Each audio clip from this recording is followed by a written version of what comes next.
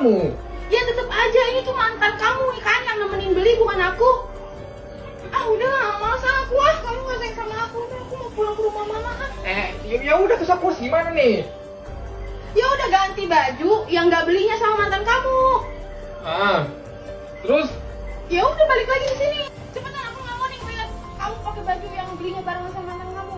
Ya udah, tunggu bentar. Ini setelah kalian itu udah 2 haji, 2 bulan.